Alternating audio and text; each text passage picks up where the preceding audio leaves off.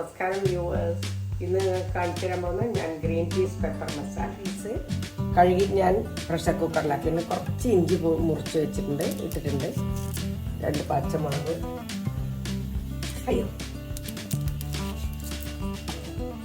Green peas 200 gram. ശേഷം മഞ്ഞൾ ഇട്ടിട്ട് വേവിക്കാനിടണം. പച്ചമുളക് നേരെ ഇതിലേക്ക് ഇടുന്നുണ്ട്. ഇനി വാട്ടാനുള്ളതിൽ ഇത് ആവശ്യമില്ല. 6 പച്ചമുളക്, ഇത്ര ഉപ്പിപ്പിടില്ല. അപ്പോൾ ഇത് കുറച്ച് കുരുമുളകും കൂടി, കുറച്ച് കുരുമുളകും പിന്നെ ഇത് ഇട്ട് വേവിക്കും. മഞ്ഞൾപ്പൊടി ഇട്ടിട്ട് വേവിക്കും. 200 ഗ്രാം പിന്നെ ഗ്രീൻ പീസ്, 5 പച്ചമുളക്, ഒരു പൊടി കഷ്ണം ഇഞ്ചി ചെറുങ്ങനെ അരിഞ്ഞത് ഇതെല്ലാം ഇട്ടിട്ട് വേവിച്ചെടുക്കും. ഉപ്പിടാൻ പാടില്ല. ഇപ്പം വെളുത്തുള്ളി ചതച്ച്, ഈ ഗ്രീൻ പീസിന് വേണ്ടിയിട്ടുള്ള വെളുത്തുള്ളി ഒരു 5-8 എണ്ണം ചതച്ചിട്ടെടുക്കുന്നുണ്ട്.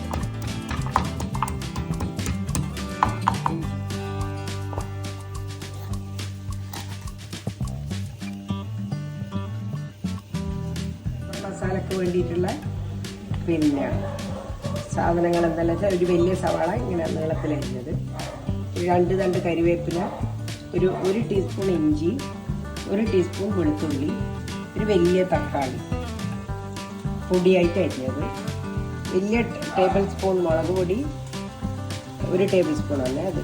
ഇത് 1.5 ടീസ്പൂൺ കുരുമുളക് പൊടി, മല്ലിപ്പൊടി കൊഴുപ്പിന് വേണ്ടിയിട്ട് അതൊരു ടേബിൾ സ്പൂൺ, പെരിഞ്ജീരകം 1 teaspoon, heat, garam masala. Green peas വേണ്ട ഒരു പകുതി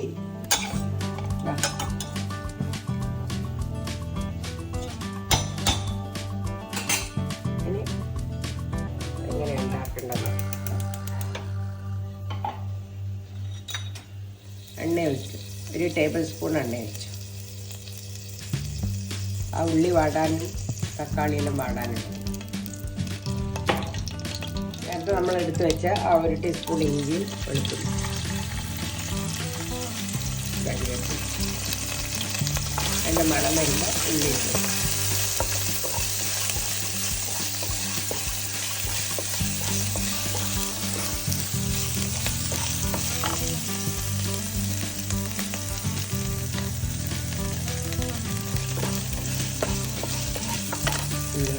ഉണമതി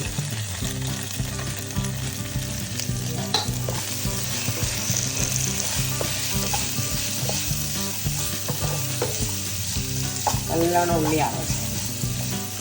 കുറച്ച് ഉപ്പിട്ട് കൊടുക്കാം. ഗ്രീൻ പീസിന് നമ്മൾ ഉപ്പിട്ടില്ല, വേവിക്കുമ്പോൾ കല്ല് പോലെ ആയിരിക്കും. അതുകൊണ്ടാണ് പരിപ്പുകളെല്ലാം വേവിക്കുമ്പോൾ ഉപ്പില്ല. അപ്പോൾ ഇത് ഉള്ളിക്ക് വേണ്ടിയിട്ട് ഇടുന്നതാണ്, ബാക്കി ഇടാറുണ്ട്.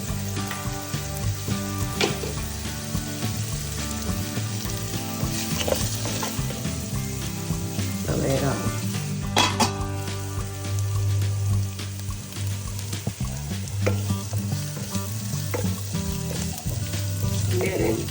കണ്ണാടി പോലെയായി. നേരെ തക്കാളി, ഇനി അതൊന്ന് ഉള്ളിയും തക്കാളിയും കൂടി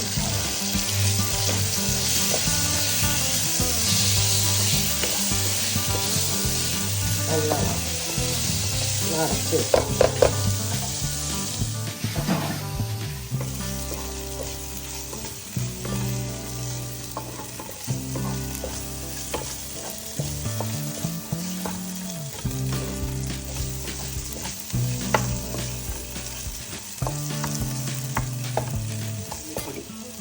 ആദ്യം ഇടേണ്ട മല്ലിപ്പൊടി, 1 ടേബിൾ സ്പൂൺ മല്ലിപ്പൊടി, പിന്നെ പെരിഞ്ജീരകപ്പൊടി, ഗരം മസാല, മുളക് പൊടി, കുരുമുളക് പൊടി.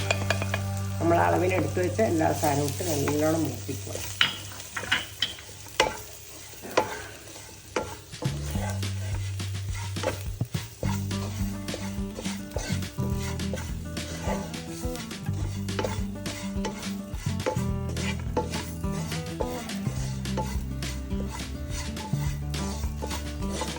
ഗ്രീൻ പീസ് വേവിച്ച വെള്ളം കുറച്ചിലേക്ക് ഒഴിച്ച് കഴിഞ്ഞാൽ ആ മസാല ശരിക്ക് ആ ആയി ഇങ്ങനെയാണ്. അപ്പം പെട്ടെന്ന് ആവും. ഇതേപോലത്തെ തന്നെ ചിക്കനും ഉണ്ടാക്കാം. ഇതേ റെസിപ്പി കൊണ്ട് ചിക്കൻ വേവിച്ചിട്ട് അതും ഇങ്ങനെ മഞ്ഞൾ ഉപ്പിട്ടിട്ട് വേവിക്കുക. നേരെ ഈ മസാലയിലേക്ക് ഇടുക. ഒരു പുതിയ ടേസ്റ്റ് ആയിരിക്കും. വേണമെങ്കിൽ മല്ലിയില ഇട്ടാൽ മതി.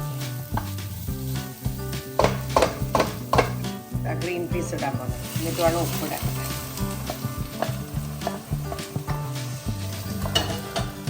ഗ്രീൻ പീസിലെ വെള്ളം ഇതും കൂടി നല്ലോണം ആവും.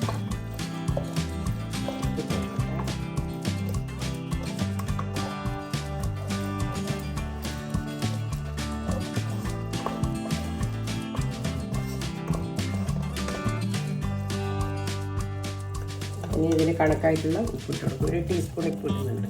ബാക്കി നോക്കിയിട്ട്